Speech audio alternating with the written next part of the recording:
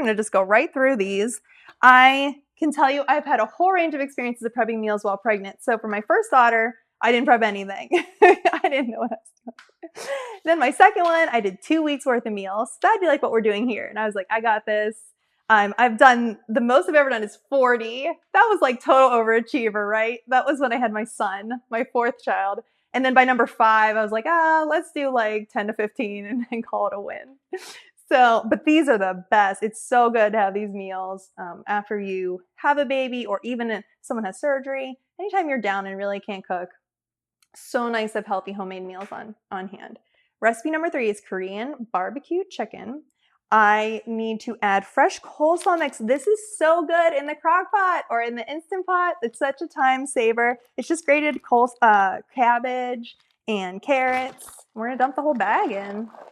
It cooks down. It looks like a lot, but it cooks down and it's good for you. It's almost like a side dish built right in to the recipe. We also need fresh ginger root. So this is something I didn't prep ahead of time because I wanted to show it to you if you haven't used it before. We're using it in 2 of our recipes today.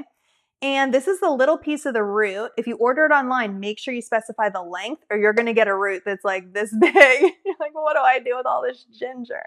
And when you cook with this, you have to peel it. So I'm just going to go ahead and peel off the, I don't know if it's called the skin. I don't know. I'm going to take that off. Oh, it smells so good.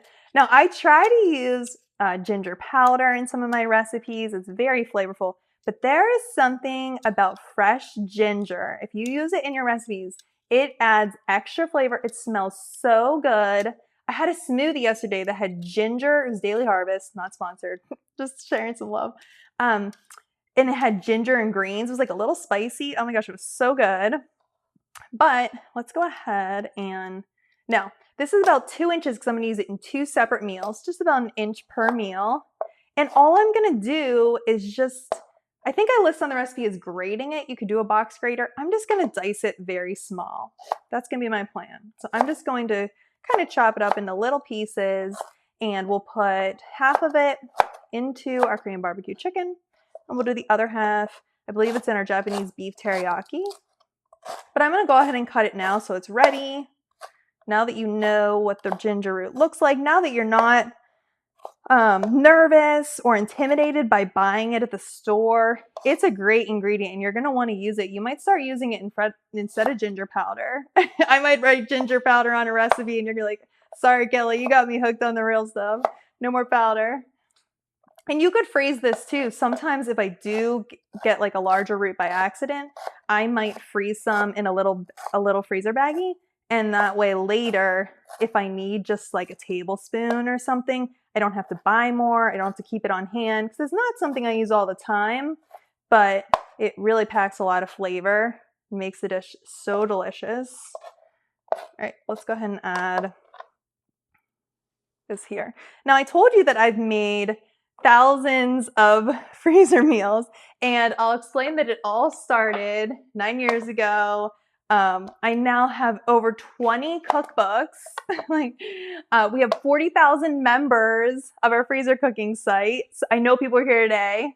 Thank you guys.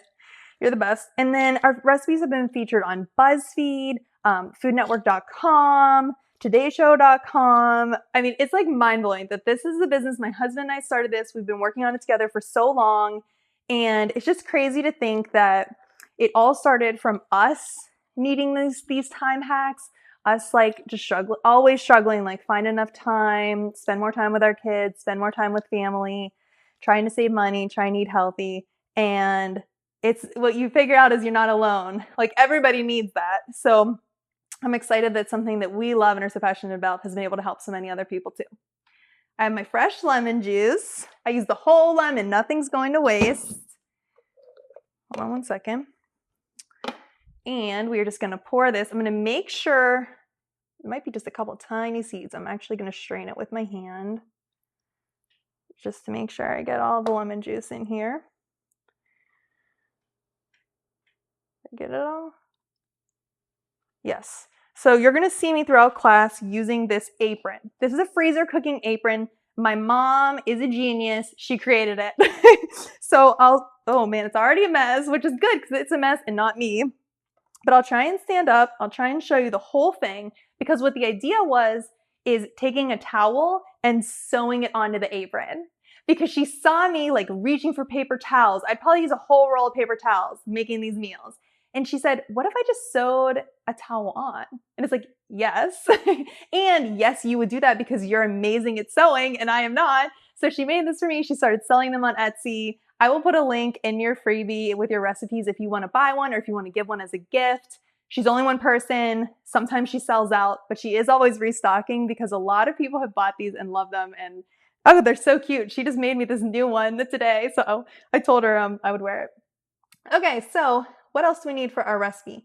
We have, I already measured it for you. Okay, so we're adding 2 tablespoons of light brown sugar. I don't include a lot of sugar in my recipes. I try and make them as healthy as possible. I think a little bit of sugar is okay. This is 2 tablespoons. You could do honey, you could omit it, up to you. Sesame oil, garlic powder, crushed red pepper flakes. So I'm going to dump in our seasonings and the brown sugar, and then I'm going to measure out the sesame oil. This is another thing, if you've never bought sesame oil before, totally worth buying. The flavor is so good. If you don't have it, you could substitute olive oil. I have done that. It does take a little bit away from the flavor, but it's still really good. Like your meal will still be delicious. All right, let's move some of these things out of the way.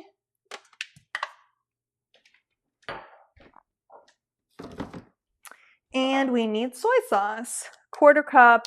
I have on the recipe a 1/4 cup of low sodium soy sauce. I'm just using regular because that's what was in our refrigerator. But if you want to save a little extra sodium, you can get the low sodium soy sauce. And if you're trying to eat gluten-free, I would do the coconut aminos. Just use the exact same amount. Just use a 1/4 cup. What else? Is there anything left in our recipe or do we have it all? We got it. We're moving on. Oh, I just could tell you who liked this. So we did have member reviews. Patty, we had this tonight. It was delish. Kimberly, this one's a keeper for us. Joan, oh my gosh, didn't freeze this ahead of time.